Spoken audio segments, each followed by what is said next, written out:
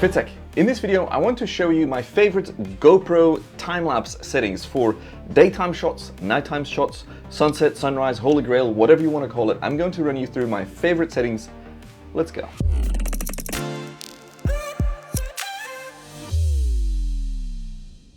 Hello, my name is Vandeputte. I'm a time-lapse photographer and channel of time-lapse travel tutorials. That was a decent one. I feel like I'm getting back into it. So in this video, I want to talk about my favorite settings. These aren't necessarily the best settings. The settings I'm going to be talking about hold a number of things into account, such as storage space, battery life, how much do I need to edit, do I need to add any extra edits on top to make the footage look good, etc. The gist of it is I shoot a lot of time lapses on my GoPro. This happens to be a Hero 9, but this video applies to the majority of GoPros. And to get the best possible quality, you have to shoot raw files. That's how time-lapse photography works. Raw files give you the best quality, higher, dynamic range. You can push and pull your exposures, change your white balance, and this and that. The downside there is, though, that you have to edit all those raw files, and this can be a time-intensive, a labor-consuming, a labor-intensive, time-consuming process, where sometimes you just want something that's plug and play, like a GoPro, and I shoot this pretty much every day. I shoot a time-lapse on this, and then we review the week's clouds on my live streams on Friday, and the majority of what we review is shot on the GoPro. So with all that out of the way, the settings that you're getting in this video aren't necessarily the best settings for quality. They are the best settings for convenience, and they are my favorite GoPro time-lapse settings. If this goes too fast, don't worry about it. Either play this video at half speed or go to my blog where I've written them all down in a list so it's easier for you to follow along. First of all, power on your GoPro, then obviously switch to time-lapse mode, and then make sure that you are in the night-lapse shooting mode.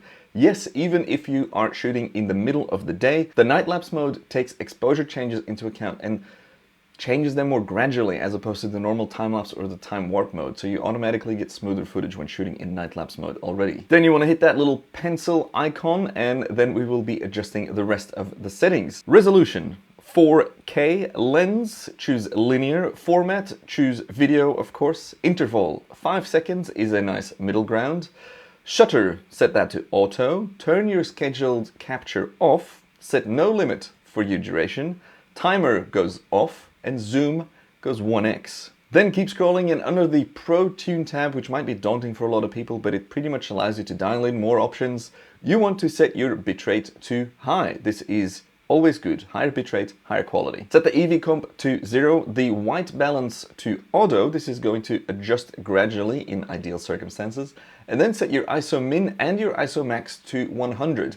If you leave your ISO max too high, it will start ramping the ISO, and it's still a tiny sensor, and you will get noisy video footage, which is not what we want. Then, very important, the sharpness with GoPro can be tricky. If you set the sharpness too high, it's just too sharp. If you set it too low, it's not sharp enough. So, nice middle ground, set it to medium, and then finally, I prefer to shoot just so I don't have to color grade. Once again, that's the whole point of this. It's convenience.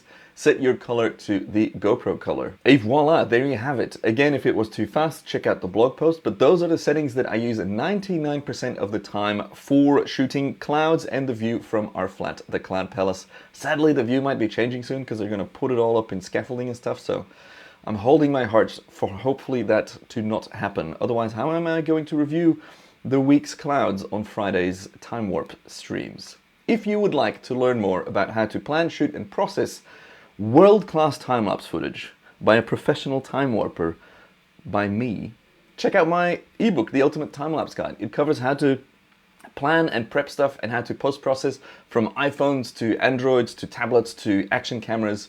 So many things, DSLRs, mirrorless, everything you can imagine that you want to know about time-lapse, even special editing tricks and tips and like renaming batch sequences and doing time slices and this and that. There's like 76 chapters in there. I'm turning it into a video course soon, but you can check out the ebook already down below, and I think it's a fantastic thing that you should check out. There's no sponsors on this video. It's just me sharing the love, and maybe you're sponsoring this video by checking out the ebook. That's pretty much it. By the way, let me know if you want me to make a video about my favorite GoPro accessories. It's a very small but very capable camera, especially for time-lapse and hyperlapse. And I use this little side door with which I can power the GoPro. I use this magnetic clamp a lot. I use these safety straps. So let me know if you want me to make a separate video about that. Let me know in the comments. That would be much appreciated. And as always, thank you so much for watching, and hopefully see you in the next video.